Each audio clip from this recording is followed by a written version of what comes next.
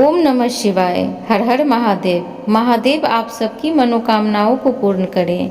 आप सबका स्वागत है आपका अपनी YouTube चैनल पुष्पा शर्मा हिंदी कहानियाँ में।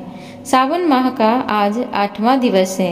आज मैं आप सबको बुध गुरु व्रत का वर्णन का कथा सुनाऊंगी। आप सबसे निवेदन है कि कृपया वीडियो के अंत तक बने रहें और कथा का सच्चे मन से रसपान करें। तो चलिए कथा को श्रवण करते हैं। ईश्वर बोले, हे सनंत कुमार, अब मैं समस्त पापों का नाश करने वाले बुध गुरु व्रत का वर्णन करूंगा, जिसे श्रद्धा पूर्वक करके मनुष्य परम सिद्धि प्राप्त करता है। ब्रह्मा जी ने चंद्रमा को ब्राह्मणों के राजा के रूप में अभिषिक्त किया। किसी समय उसने रूप तथा यौवन से संपन्न तारा नामक गुरु पत्नी को देखा। तारा की रूप और संपदा से मोहित होकर वह काम से वशीभूत हो गया और गुरु पत्नी तारा को उसने अपने घर में रख लिया। इस प्रकार बहुत दिन बीतने पर उसे बुध नामक एक पुत्र हुआ, जो बहुत ही बुद्धिमान, सौंदर्यशाली तथा सभी शुभ लक्षणों से युक्त था। गुरु बृहस्पति को ज्ञात हुआ कि तारा चंद्रमा के घर में स्थित है। तब उन्होंने चंद्रमा से कहा कि मेरी पत्नी को वापस कर दो।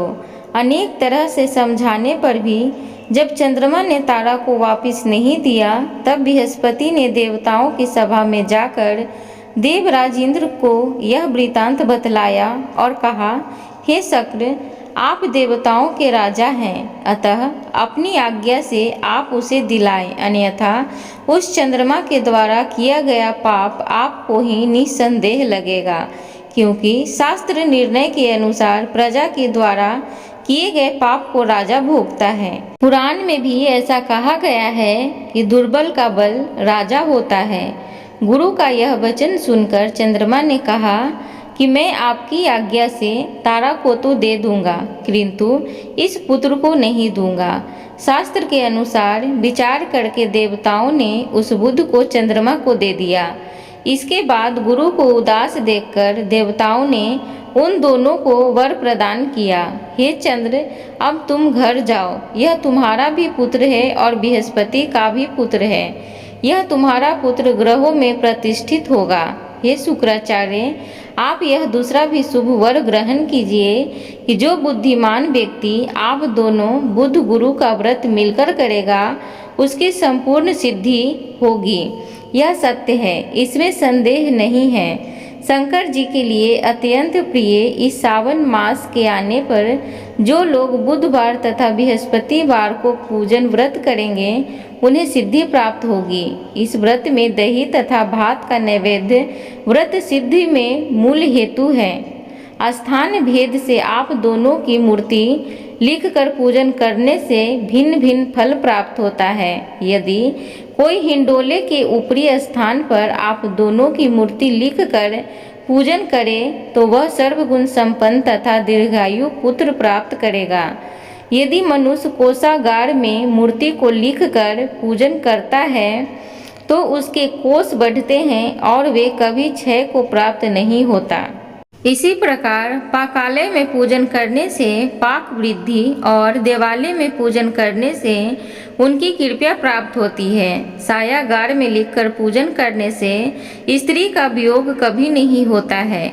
धान्यागार में लिखकर पूजन करने से धान्य की वृद्धि होती है। इस प्रकार मनुष्य उन फलों को प्राप्त करता है। इस प्रकार 7 वर्ष तक करने के बाद उद्यापन करना चाहिए। उद्यापन से पहले दिन अधिवासन करके रात्रि में जागरण करना चाहिए।